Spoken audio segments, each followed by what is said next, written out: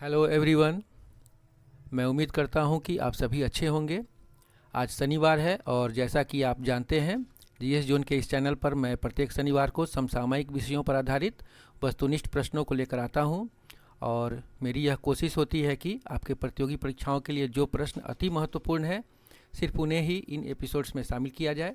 इसके लिए मैं पूरे वर्ष भर के घटनाक्रम को ध्यान में रखते हुए प्रश्नों का चयन करता हूँ, ताकि एग्जाम्स के समय आप इनका पीडीएफ देखकर अपनी तैयारी को अंतिम रूप दे सकें। आपसे अनुरोध है कि एपिसोड्स को देखने के बाद कमेंट बॉक्स में आप अपनी प्रतिक्रिया अवश्य देंगे। तो आइए आज के इस एपिसोड की शुरुआत करता हूं। आज का पहला प्रश्न है, हाल के दिनों में हीट डोम से सबसे अधिक मौतें किस देश में हुई हैं? Which country has the highest number of death due to heat dome in recent days? Option है, ए में संयुक्त राज्य अमेरिका, बी में कनाडा, सी में रूस और डी में मैक्सिको। तो प्रश्न का सही उत्तर जानने से पहले हमें यह समझना होगा कि हीट डोम होता क्या है। तो आइए सबसे पहले हम हीट डोम को समझते हैं। जैसा कि नाम से ही स्पष्ट है, हीट डोम का अर्थ होता है गर्म गुंबद। और इस ऑप्शन में जितने भी देशों के नाम हैं, उसमें एक रूस को छोड़कर बाकी 3 देश जो संयुक्त राज्य अमेरिका, कनाडा और मैक्सिको, ये उत्तरी अमेरिका महादेश के देश हैं। तो अभी हाल फिलहाल उत्तरी अमेरिका में इस तरह की स्थिति बन रही है कि वहाँ गर्म गुंबद हीट डोम जैसी स्थिति बनी है और जिससे वहाँ सैकड़ों की संख्या में लोग मर रहे हैं। तो इस प्रश्न का पहले सही उत्तर हम जान लेते हैं। इस प्रश्न का सही उत्तर होगा कनाडा।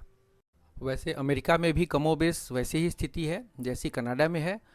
अमेरिका में भी काफ़ी लोग मरे हैं इस हीट डोम से, परंतु सर्वाधिक मौतें कनाडा में हुई है। तो आखिर क्या कारण है कि वहाँ हीट डोम से लोग मर रहे हैं और हीट डोम कैसे बन रहा है? तो इसके लिए हमें उत्तर अमेरिका के भौगोलिक नक्शे पर ध्यान देना होगा इस घटनाक्रम को समझने के लिए। तो आइए देखते हैं कि हीट डोम का निर्माण कैसे होता है और क्यों होता है। ये उत्तर अमेरिका का नक्शा आपके स्क्रीन पर दिखाई दे रहा है और इसके सबसे नीचे मैक्सिको है और बीच में अमेरिका और ऊपर में कनाडा है। और यह महादेश पूरब में अटलांटिक महासागर से घिरा हुआ है और पश्चिम में प्रशांत महासागर से। और इस अटलांटिक महासागर से जब व्यापारिक पवनें चलती हैं तो इनकी दिशा पूरब से पश्चिम की ओर होती है। और ये हवाएं जब पश्चिम की ओर चलती हैं तो इस मैदानी भाग को पार करके ये पहाड़ी क्षेत्र में आकर टकराती हैं। और आपको पता होगा कि उत्तर अमेरिका के इस तटीय इलाके में कई बहुत बड़ी बड़ी पर्वत श्रेणियाँ अवस्थित हैं, जिसमें अलास्का हुआ, उसके बाद सियरा नेवादा और रॉकी पर्वतमाला, ये सब इसी क्षेत्र में है। अर्थात यह ऊंचा क्षेत्र है इस महादेश का। उत्तर अमेरिकी महादेश में ये काफ़ी ऊंचाई वाला क्षेत्र है। और ये व्यापारिक पवनें जब पूरब से पश्चिम की ओर बहती हैं तो इन पर्वतों से टकराकर यह ऊपर की ओर उठती हैं। और ऊपर में उठने के बाद आपको ये भी पता होगा कि क्षोभ मंडल के ऊपरी हिस्से में जेट स्ट्रीम की एक मोटी परत होती है और यह मोटी परत ऊपर से एक तरह से छत का काम करती है। और ये हवाएं, गर्म हवाएं जब ऊपर उठती हैं तो इस जेट स्ट्रीम से टकराकर पुनः नीचे की ओर लौटती हैं। और यह मैदानी भाग जो पहले ही से काफ़ी गर्म हो चुका होता है, उनसे ये गर्म हवाएं जब ऊपर से नीचे आकर मिलती हैं तो इस पूरे वातावरण को और अधिक गर्म बना देती हैं। जैसा कि आप देख रहे हैं पूर्व वाले तस्वीर में आपने देखा है। देखिए यहाँ पर ये हवाएं पहले इधर से चलकर यहाँ पर्वतीय क्षेत्र से टकराकर ऊपर उठती हैं और यहाँ पर जेट स्ट्रीम से टकराकर फिर वापस नीचे की ओर आती हैं और यहाँ पर इस डोम का निर्माण करती हैं। और इस एरिया में कनाडा सर्वाधिक प्रभावित क्षेत्र है और इसी कारण कनाडा के लोग काफ़ी संख्या में मर रहे हैं। और इस स्थिति को हाइपोथर्मिया के नाम से भी जाना जा रहा है और इससे ओमेगा ब्लॉक भी कहा जा रहा है। तो आप यह भी जानते होंगे कि कनाडा का जो एवरेज जो टेम्परेचर है वह मात्र 16.4 डिग्री सेल्सियस है और वह विश्व का दूसरा सबसे ठंडा शहर है। परंतु हाल के दिनों में इसी हीट डोम के कारण वहाँ तापमान लगभग 50 डिग्री सेल्सियस तक पहुँच गया है। और कोलंबिया सिटी नाम का एक शहर है जहाँ पर पिछले दिनों हज़ारों की संख्या में लोग मारे गए हैं। तो इस प्रश्न का सही उत्तर हुआ कनाडा। आइए अब हम अगले प्रश्न की ओर बढ़ते हैं। आपके समक्ष आज का दूसरा प्रश्न है, भारत का वह पहला राज्य कौन है जहां जीनोम अनुक्रमण प्रयोगशाला की स्थापना की गई है? Which is the first state in India where genome sequencing laboratory has been established? Options हैं ए में तमिलनाडु, बी में राजस्थान, सी कर्नाटक और डी में केरल। तो इस प्रश्न का सही उत्तर जानने से पहले हमें जीनोम अनुक्रमण के बारे में जानना होगा। हम सभी जानते हैं कि प्रत्येक जीव जंतु में डीएनए पाया जाता है और इसी डीएनए में जीन पाए जाते हैं जो 4 प्रकार के होते हैं। इनके नाम हैं एडानिन, गुआनिन, साइटोसिन और थाइमिन। तो इन्हीं चारों जीन के अनुक्रमण अर्थात सीक्वेंसी को हम जीनोम अनुक्रमण या जीनोम सीक्वेंसी कहते हैं। अर्थात ये चारों जीन किस क्रम में किसी जीव जंतु में सजे हुए हैं। और अभी वर्तमान परिदृश्य में खास करके कोरोना वायरस का जो समय चल रहा है, तो कोरोना वायरस के संदर्भ में इसकी ज़्यादा चर्चा हो रही है। जैसा कि हम सभी निश्चित तौर पर यह जानते हैं कि जीन आनुवांशिक गुणों का वाहक होता है और यह पीढ़ी दर पीढ़ी गुणों का हस्तांतरण एक पीढ़ी से अगली पीढ़ी में करता है। तो किसी वायरस की अगली पीढ़ी का गुण धर्म क्या होगा, अर्थात उसकी अगली पीढ़ी कितनी अधिक संक्रामक होगी या संक्रामक नहीं होगी, या होगी तो किस हद तक संक्रामक होगी, इन सब बातों का पता जीन अनुक्रमण से लगाया जा सकता है। आप कोरोना वायरस का ही उदाहरण ले सकते हैं, जैसे alpha variant, beta variant, gamma, alpha plus, kappa variant, कई वेरिएंट्स इसके सामने आ चुके हैं। और हम यह भी देख रहे हैं कि जो वेरिएंट्स आते हैं वो पहले से ज़्यादा खतरनाक निकलते हैं।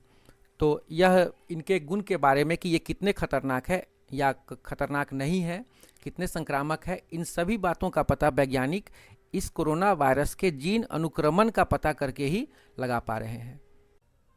तो दूसरे शब्दों में हम यह भी कह सकते हैं कि जीन अनुक्रमण किसी भी जीव जंतु का संपूर्ण बायोडाटा होता है, जिसके आधार पर उसके बारे में संपूर्ण जानकारी प्राप्त की जा सकती है और भविष्य में वह क्या रूप लेगा, इस बात की जानकारी भी हमें इस जीन अनुक्रमण से लगती है। तो अब हम इस प्रश्न का सही उत्तर जानते हैं। इस प्रश्न का सही उत्तर होगा राजस्थान, अर्थात भारत का वह पहला राज्य राजस्थान है जहां जीन अनुक्रमण से संबंधित प्रयोगशाला की स्थापना की गई है और यह प्रयोगशाला राजस्थान के जयपुर शहर में स्थापित है। जयपुर के एसएमएस मेडिकल कॉलेज में जीनोम सीक्वेंसी की सुविधा शुरू की गई है। इसके साथ ही राज्य स्तर पर पूर्ण जीनोम सीक्वेंसी की सुविधा उपलब्ध कराने वाला राजस्थान देश का पहला राज्य बन गया है। आज के एपिसोड का तीसरा प्रश्न है, भारत में पहला क्रिप्टोगेमिक पार्क की स्थापना किस राज्य में की गई है? In which state the first cryptogamic park has been established in India? Options हैं ए में तमिलनाडु, बी में राजस्थान, सी में कर्नाटक और डी में उत्तराखंड। इस प्रश्न का उत्तर जानने के लिए भी हमें सबसे पहले क्रिप्टोगेमिक पार्क का अर्थ समझना पड़ेगा। आप प्लांट किंगडम के बारे में पढ़े होंगे, पादप संसार। आप जानते हैं कि पादप 2 तरह के होते हैं, एक फूल देने वाले और एक फूल नहीं देने वाले, अर्थात पुष्पीय पौधे और अपुष्पीय पौधे। जो पौधे फूल नहीं देते हैं अर्थात जो अपुष्पीय होते हैं उन्हें कहा जाता है क्रिप्टोगेमस, और जो फूल देने वाले पौधे हैं उन्हें कहा जाता है फेंड्रोगेमस। तो क्रिप्टोगेमस से ही क्रिप्टोगेमिक शब्द का निर्माण हुआ है, अर्थात वैसा पार्क जहां सिर्फ वैसे पौधे हैं जो फूल देने वाले नहीं हैं। तो इस तरह के पौधों के संसार में आपको छोटे अविकसित पौधे आते हैं, जैसे एल्गी, फंजाई, अर्थात एल्गी का अर्थ होता है शैवाल और फंजाई का अर्थ होता है कवक, फर्न, लाइकोपोडियम, ये सब जो बिल्कुल अविकसित पौधे हैं और फूल नहीं देते हैं, वैसे पौधों को क्रिप्टोगेमस कहा जाता है। तो ऐसा पार्क भारत में कहाँ बना है जहाँ पर सिर्फ इसी तरह के अविकसित पौधों को लगाया गया है? तो इस प्रश्न का सही उत्तर होगा उत्तराखंड। उत्तराखंड की राजधानी देहरादून में इस तरह का एक पार्क विकसित किया जा रहा है जहाँ पर सिर्फ क्रिप्टोगेमिक जो पौधे हैं, अविकसित पौधे, सिर्फ उन्हीं की प्रदर्शनी लगाई जा रही है। आज का चौथा प्रश्न है, भारत ने किस देश से MQ-9 रीपर ड्रोन खरीदने का फैसला किया है? From which country India has decided two by MQ-9 reaper drone? Options हैं ए में संयुक्त राज्य अमेरिका, बी में कनाडा, सी में इजराइल और डी में फ्रांस। तो सबसे पहले MQ-9 रीपर ड्रोन के बारे में कुछ जान लें। इसे अब तक का सबसे खतरनाक हमला ड्रोन माना जाता है। अब तक जितने भी हमला ड्रोन का निर्माण हुआ है वैश्विक स्तर पर, उसमें सबसे ज़्यादा ये अमेरिका का MQ-9 रीपर ड्रोन खतरनाक माना जाता है। इसी ड्रोन से अमेरिका ने ईरान के सैन्य प्रमुख जनरल कासिम सुलेमानी को मार गिराया था। पिछले दिनों काफ़ी चर्चा आपने सुनी होगी कि हवाई अड्डे से जब वो निकल रहे थे तो अमेरिका ने इस ड्रोन के द्वारा सुलेमानी को मार दिया था। तो भारत ने इसी MQ-9 रीपर ड्रोन का सौदा अमेरिका के साथ किया है। पर्पस है LOC और LAC की निगरानी करना। आप जानते हैं LOC अर्थात लाइन ऑफ कंट्रोल, जो पाकिस्तान के साथ सीमा रेखा है उसे LOC कहते हैं, और जो चीन के साथ सीमा रेखा है उसे LAC अर्थात लाइन ऑफ एक्चुअल कंट्रोल अर्थात वास्तविक नियंत्रण रेखा। तो इन्हीं दोनों देशों की के साथ भारत की जो सीमा लगती है, तो इस सीमा की निगरानी के लिए भारत ने MQ-9 रीपर ड्रोन को अमेरिका से खरीदने का फैसला किया है। आपके सामने ये 5वां प्रश्न है। भारत ने अपने किस पड़ोसी देश में भीम UPI की शुरुआत की है? India has started Bhim UPI in which of this it's neighbouring country? Options हैं ए में नेपाल, बी में भूटान, सी में बांग्लादेश और डी में श्रीलंका। तो इस प्रश्न का सही उत्तर होगा भूटान। आप नक्शे में देख सकते हैं भारत के उत्तर में दो छोटे छोटे देश नेपाल और भूटान, और इन दोनों देशों की सीमा चीन से लगती है।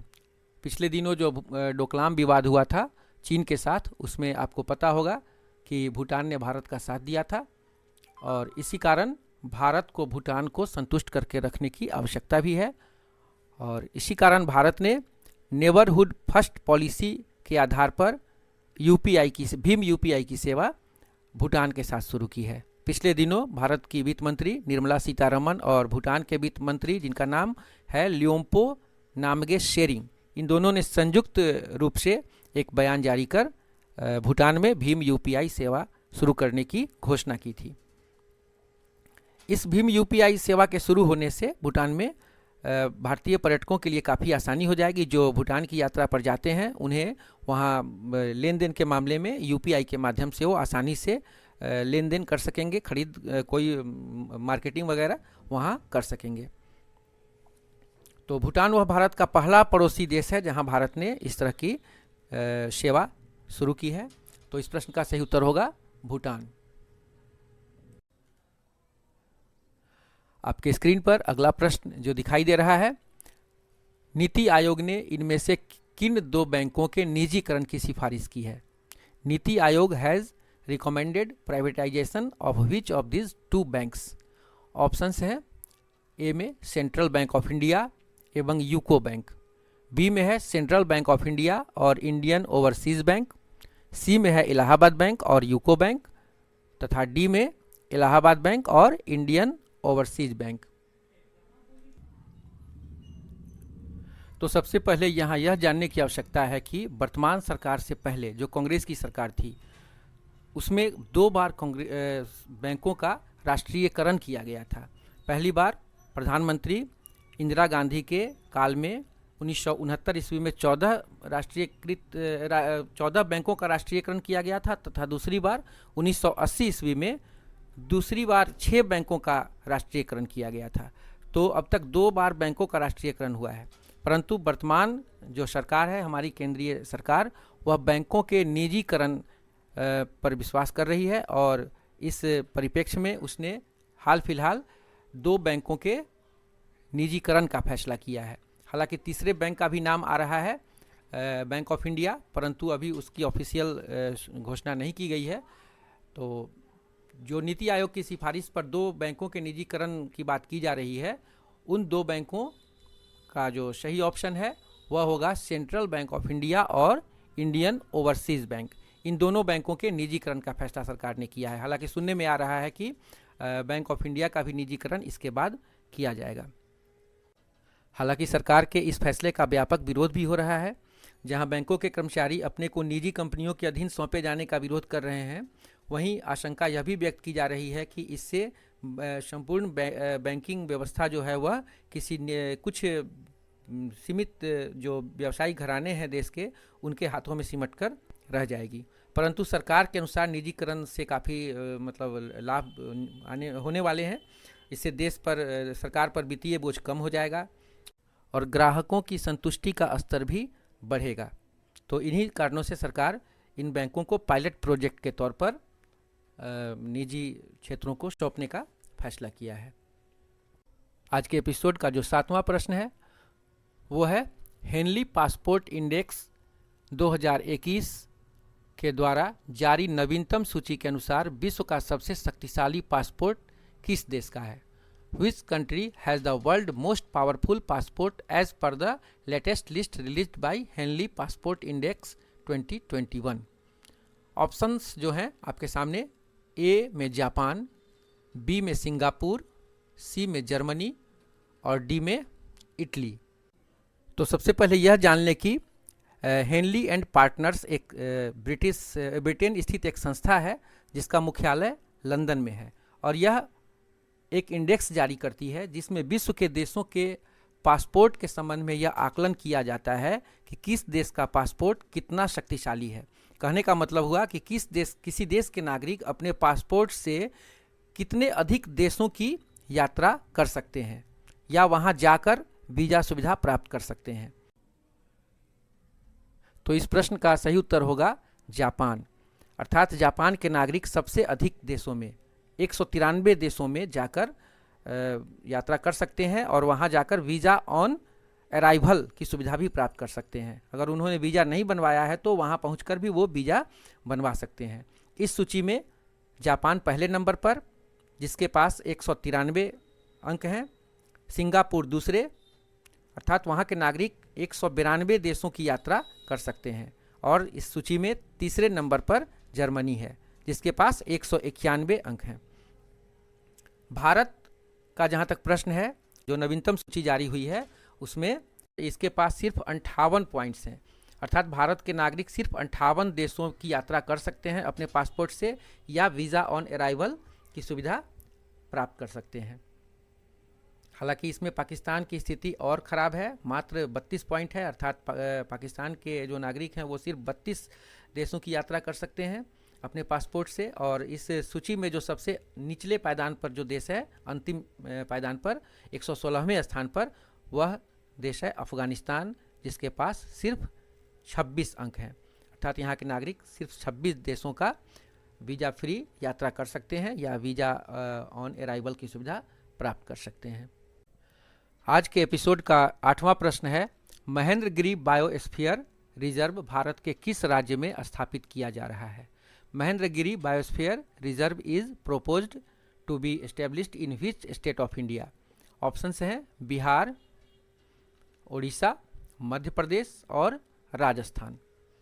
तो सबसे पहले यह जानने की आवश्यकता है कि बायोस्फीयर रिजर्व क्या होता है। तो इसे हिंदी में कहते हैं जैव मंडल आरक्षित क्षेत्र।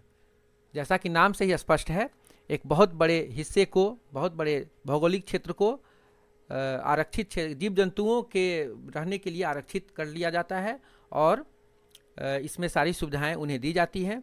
और यह कार्यक्रम जो है बायोस्फीयर रिजर्व कार्यक्रम, यह यूनेस्को के तहत यह सुविधा उपलब्ध कराई जाती है। यह कार्यक्रम यूनेस्को के द्वारा ही 1971 ईस्वी में शुरू किया गया था। यूनेस्को का एक कार्यक्रम है man and biosphere reserve programme, और इसी के तहत विभिन्न देशों में बायोस्फीयर रिजर्व की स्थापना की जाती है।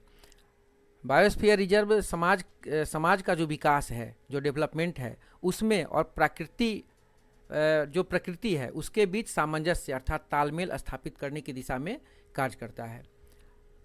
हाल के दिनों तक भारत में अभी तक 18 बायोस्फीयर रिजर्व स्थापित हैं, जिनमें 11 बायोस्फीयर रिजर्व को यूनेस्को का संरक्षण प्राप्त है। अर्थात उसके सभी तरह के क्रियाकलापों के लिए यूनेस्को खर्च देती है और सारी व्यवस्थाएं यूनेस्को के द्वारा की जाती है। भारत का सबसे जो पहला बायोस्फीयर रिजर्व था, अर्थात पहला भारत का जो जैव मंडल आरक्षित क्षेत्र था, वह नीलगिरी के नाम से जाना जाता है, जो भारत के 3 राज्यों में फैला हुआ है। आप जानते हैं, नीलगिरी पर्वत के बारे में जानते होंगे कि यह तमिलनाडु, कर्नाटक और केरल राज्यों में फैला हुआ है। तो इसी नीलगिरी पर्वत को भारत का पहला बायोस्फीयर रिजर्व 1986 ईस्वी में बनाया गया था और यूनेस्को ने इसे विश्व विरासत स्थल के रूप में भी सूचीबद्ध कर लिया है। और यह प्रश्न कई बार पूछा गया है एग्जाम्स में कि भारत का पहला बायोस्फीयर रिजर्व अर्थात जैव मंडल आरक्षित क्षेत्र कौन था। तो इसका उत्तर होगा नीलगिरी बायोस्फीयर रिजर्व। और आप जानते हैं कि नीलगिरी पर्वत पर एक से संबंधित एक क्वेश्चन और भी अक्सर पूछा जाता है कि टोडा जनजाति कहाँ रहती है। तो यह प्रश्न अक्सर पूछे जाते हैं, तो इस प्रश्न का भी उत्तर होगा कि यह टोडा जनजाति नीलगिरी पर्वत पर या तमिलनाडु राज्य, अगर ऑप्शन हो तो तमिलनाडु इसका आंसर होगा, या क्षेत्र अगर पूछा जाए तो नीलगिरी पर्वत, टोडा जनजाति नीलगिरी पर्वत पर रहती है। तो जहाँ तक इस प्रश्न का सवाल है, इस प्रश्न का जहाँ तक उत्तर होगा तो इसका सही उत्तर होगा उड़ीसा, अर्थात महेंद्रगिरी बायोस्फीयर रिजर्व जो स्थापित किया जा रहा है वह उड़ीसा राज्य में है। आपके सामने 9वां प्रश्न है, हाल में किस भारतीय पत्रकार की अफगानिस्तान में हत्या कर दी गई है जो पुलित्जर पुरस्कार से सम्मानित थे? Which Indian journalist was recently assassinated in Afghanistan who was awarded the Pulitzer Award? Options हैं अफरोज़ मलिक, बी में है दानिश सिद्दीकी, सी में है अकबर आलम और डी में है सरफराज खान। तो इस प्रश्न का सही उत्तर होगा दानिश सिद्दीकी। ये भारत के एक बहुत ही जाने माने और उभरते हुए पत्रकार थे, जिनकी हाल के दिनों में, पिछले दिनों पाकिस्तान और अफ़गानिस्तान की सीमा पर जो अभी अराजक स्थिति बनी हुई है और तालिबान ने जो अपने अफ़गानिस्तान के सीमावर्ती क्षेत्र जो पाकिस्तान से लगा हुआ क्षेत्र है उस पर कब्जा जमा लिया है, और उसी के कवरेज के लिए दानिश सिद्दीकी वहाँ गए थे। आप जानते होंगे दानिश सिद्दीकी के संबंध में कि ये विश्व प्रसिद्ध राइटर्स जो अमेरिका की जो पत्रिका है उसके लिए ये काम करते थे, और ये अफ़गानिस्तान में उस तालिबान घटनाक्रम के कवरेज के लिए गए थे, वहीं पर इनकी हत्या कर दी गई है। और ये पूर्व में इन्हें पुलित्जर अवार्ड से भी सम्मानित किया गया था। तो यह भारत के लिए एक दुखद समाचार है या दुखद घटना है कि एक भारत के जाने माने पत्रकार की हत्या अफ़गानिस्तान में कर दी गई है। आज के एपिसोड का 10वां प्रश्न है, केंद्र सरकार ने अपने कर्मियों का महंगाई भत्ता 17% से बढ़ाकर कितना कर दिया है?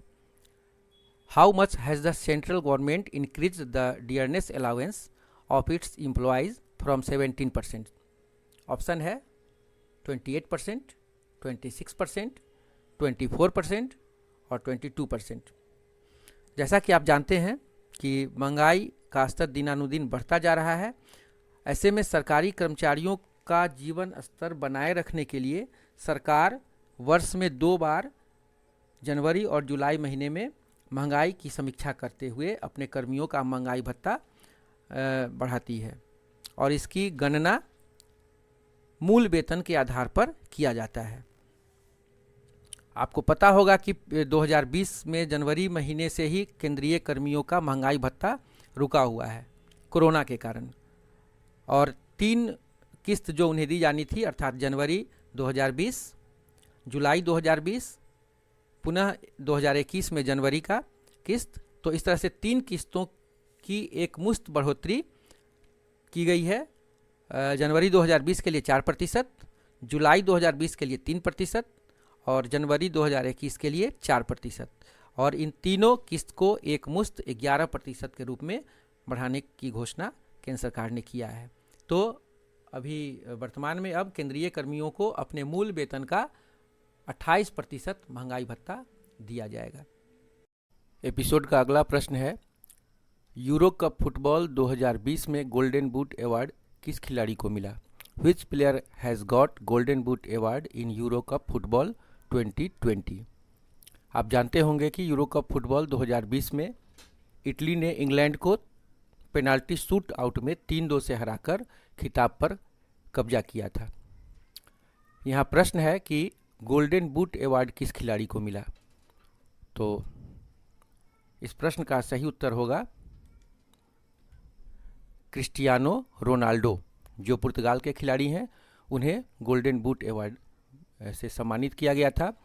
यद्यपि पूरे टूर्नामेंट में पैट्रिक सीक जो चेक गणराज्य के खिलाड़ी हैं और क्रिस्टियानो रोनाल्डो जो पुर्तगाल के खिलाड़ी हैं, दोनों ने 5-5 गोल किए थे।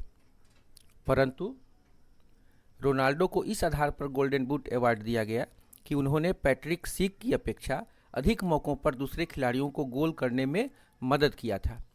और यह पुरस्कार उसी खिलाड़ी को मिलता है जो सबसे ज़्यादा गोल कर पाता है पूरे टूर्नामेंट में। तो क्रिस्टियानो रोनाल्डो को सबसे अधिक गोल करने और दूसरे खिलाड़ियों को गोल के अधिक मौक़ों पर मदद करने के कारण गोल्डन बूट अवार्ड दिया गया। अगला प्रश्न है 12वां प्रश्न इस एपिसोड का।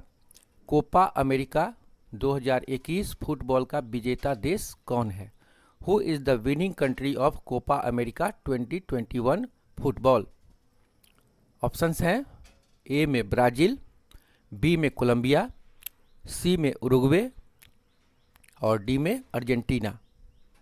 तो इस प्रश्न का सही उत्तर होगा अर्जेंटीना, जिसने फाइनल में रियो डी जेनेरियो में खेले गए फाइनल मैच में ब्राज़ील को 1-0 से पराजित कर इस कोपा अमेरिका कप पर कब्जा जमाया। और यह गौरव उसने 15वीं बार हासिल किया है, अर्थात इससे पहले वह 14 बार इस फुटबॉल टूर्नामेंट का विजेता रह चुका है और इस बार 15वीं बार जीतकर उसने उरुग्वे की बराबरी की। वैसे इस टूर्नामेंट में बेस्ट प्लेयर का अवार्ड संयुक्त रूप से 2 खिलाड़ियों को दिया गया। पहला मेसी, जो अर्जेंटीना के फॉरवर्ड खिलाड़ी हैं और अर्जेंटीना के कप्तान भी हैं, और साथ ही ब्राज़ील के कप्तान एवं फॉरवर्ड खिलाड़ी नेमार, इन दोनों को संयुक्त रूप से टूर्नामेंट का बेस्ट प्लेयर का अवार्ड दिया गया। वैसे यह भी जान लें कि कोपा अमेरिका कप दक्षिण अमेरिका का एक फुटबॉल टूर्नामेंट है और इसमें दक्षिण अमेरिका के ही जो देश हैं वो भाग लेते हैं और पहले इसे दक्षिण अमेरिकी फुटबॉल चैंपियनशिप के नाम से जाना जाता था। एपिसोड का 13वां प्रश्न है, विंबलडन 2021 की महिला एकल विजेता खिलाड़ी एश्ले बार्टी किस देश की हैं? Wimbledon 2021 women's single winner Ashleigh Barty belongs to which country? Options हैं ए में चेक रिपब्लिक, बी में है सर्बिया, सी में जापान और डी में ऑस्ट्रेलिया। तो इस प्रश्न का सही उत्तर होगा ऑस्ट्रेलिया। ऑस्ट्रेलिया के खिलाड़ी एश्ले बार्टी ने महिला एकल फाइनल में चेक गणराज्य की खिलाड़ी कैरोलिना प्लिस्कोवा को पराजित करके टाइटल पर कब्जा जमाया था। वैसे पुरुष एकल के विजेता इस बार पुनः नोवाक जोकोविच रहे, जो इससे पहले हुए 2 अन्य ग्रैंड स्लैम के भी विजेता हैं, अर्थात जो ऑस्ट्रेलियन ओपन के बाद फ्रेंच ओपन हुआ था, तो उन दोनों का सिंगल टाइटल उन्होंने जीत रखा था और इस बार जो तीसरा ग्रैंड स्लैम प्रतियोगिता विंबलडन हुआ उसके विजेता भी नोवाक जोकोविच ही रहे। वैसे विंबलडन टेनिस टूर्नामेंट के बारे में आपको बता दूं कि यह सबसे पुराना और सबसे प्रतिष्ठित ग्रैंड स्लैम टूर्नामेंट है। जो भी 4 ग्रैंड स्लैम खेले जाते हैं, Australian open, French open, Wimbledon और अंतिम ग्रैंड स्लैम होता है अमेरिकी ओपन, जो सितंबर महीने में खेला जाता है। तो इस चारों टूर्नामेंट में हालांकि चारों ग्रैंड स्लैम अपने आप में प्रतिष्ठित हैं, परंतु विंबलडन के विजेता को कुछ विशेष नज़रों से देखा जाता है। वैसे जो सीरीज चल रही है करंट अफेयर की, इसका पहला जो एपिसोड था उसमें हमने ग्रैंड स्लैम टेनिस के बारे में संपूर्ण जानकारी दिया है। आप एक बार उसे अवश्य देख लेंगे ताकि सभी ग्रैंड स्लैम के बारे में आपको सारी जानकारी उपलब्ध हो सके। वैसे जहां तक भारतीय खिलाड़ियों का ग्रैंड स्लैम में प्रदर्शन का सवाल है, तो आज तक कोई भी भारतीय पुरुष या महिला खिलाड़ी किसी भी ग्रैंड स्लैम प्रतियोगिता को नहीं जीत पाए हैं। हालांकि युगल प्रतियोगिता में लिएंडर पेस और महेश भूपति ने कई ग्रैंड स्लैम का खिताब जीता था और सानिया मिर्जा ने भी युगल में और मिश्रित युगल में कई ग्रैंड स्लैम का खिताब जीता था, परंतु सिंगल्स में कोई भारतीय आज तक कोई भी ग्रैंड स्लैम खिताब नहीं जीत पाया। भारतीयों के द्वारा किया गया जो सबसे अच्छा प्रदर्शन है वो रामनाथन कृष्णन के द्वारा किया गया था विंबलडन में, जब वो सेमीफाइनल में पहुंचने में सफल रहे थे। तो इस बार का जो ये प्रश्न हमने इसमें डाला था विंबलडन 2021 का महिला एकल विजेता एशले बार्टी किस देश की हैं, तो इसका सही जवाब होगा ऑस्ट्रेलिया। आज के एपिसोड का 14वां प्रश्न है टोक्यो से संबंधित, और आप जान रहे हैं कि टोक्यो हाल के दिनों में ओलंपिक के कारण काफ़ी चर्चित हो रहा है। और टोक्यो में ओलंपिक जो ग्रीष्मकालीन ओलंपिक खेले जाने शुरू हो चुके हैं, 23 जुलाई को इसका उद्घाटन भी हो चुका है, उद्घाटन समारोह संपन्न हो चुका है। और पारा ओलंपिक जिसकी शुरुआत 24 अगस्त से होने वाली है और इसका समापन 5 सितंबर को होगा। तो यह जो प्रश्न है वह टोक्यो पारा ओलंपिक से संबंधित है। टोक्यो पारा ओलंपिक 2021 के उद्घाटन समारोह में भारतीय दल के ध्वजवाहक कौन होंगे? Who will be the flag bearer of Indian squad at the opening ceremony of Tokyo पारा ओलंपिक 2021? ऑप्शंस हैं दीपा मलिक, मरियप्पन थंगावेलु, सी में है जोगिंदर सिंह बेदी और डी में देवेंद्र झाझरिया। ये चारों खिलाड़ी पार्टिसिपेंट हैं टोक्यो पारा ओलंपिक के। सबसे पहले हमें यह जानने की आवश्यकता है कि पारा ओलंपिक होता क्या है। तो जो सामान्य ओलंपिक होता है, ग्रीष्मकालीन या शीतकालीन ओलंपिक, उसमें जो सामान्य खिलाड़ी हैं जिन्हें हम दिव्यांग की श्रेणी में नहीं रखते हैं वो खिलाड़ी भाग लेते हैं।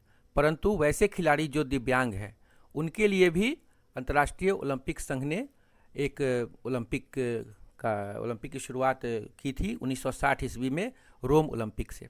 रोम में पहली बार पारा ओलंपिक 1960 में आयोजित किया गया था, ताकि उनके मन में भी कोई हीन भावना न हो कि वो उनके विकलांग होने के कारण या दिव्यांग होने के कारण वो अपना जौहर नहीं दिखा पा रहे हैं। तो 1960 में पारा ओलंपिक की शुरुआत पहली बार की गई थी। और इस बार जो पारा ओलंपिक है वो ओलंपिक के साथ ही टोक्यो में पारा ओलंपिक की भी शुरुआत 24 अगस्त से होगी। तो इस पारा ओलंपिक में भारतीय दल का जो ध्वजवाहक होगा ओपनिंग सेरेमनी में, उद्घाटन समारोह में, वह कौन होगा? तो इस प्रश्न का सही उत्तर होगा मरियप्पन थंगावेलु। आप देख सकते हैं स्क्रीन पर मरियप्पन थंगावेलु जो पैर से दिव्यांग हैं और पिछले ओलंपिक जो 2016 में रियो में आयोजित हुआ था उसमें इन्होंने ऊंची कूद में स्वर्ण पदक हासिल किया था। और भारत ने पूरे ओलंपिक में, जो पिछला ओलंपिक था रियो में, उसमें 2 स्वर्ण, 1 रजत और 1 कांस्य पदक जीतकर 43वां स्थान हासिल किया था। हालांकि प्रथम स्थान चीन को मिला था जिसने 107 स्वर्ण पदक अपने नाम किया था। तो इस बार के ओलंपिक में सभी अच्छे खिलाड़ी फिर पारा ओलंपिक में गए हैं और उम्मीद है कि पिछले साल से निश्चित रूप से इस बार अच्छा प्रदर्शन ये कर पाएंगे। मलिक को आप जानते हैं जो प्रसिद्ध गोला फेंक अर्थात शॉटपुट की खिलाड़ी हैं। इसी प्रकार जोगिंदर सिंह बेदी जो धावक हैं और देवेंद्र झाझड़िया भी काफ़ी प्रसिद्धि प्राप्त कर चुके हैं और वो जेवलिन थ्रो अर्थात भाला फेंक प्रतियोगिता में हिस्सा लेते हैं। तो ये सभी खिलाड़ी इस बार टोक्यो पारा ओलंपिक में हिस्सा लेने गए हैं और इन सभी से पदक की उम्मीद है। आइए अब इस एपिसोड के अंतिम प्रश्न की ओर बढ़ते हैं।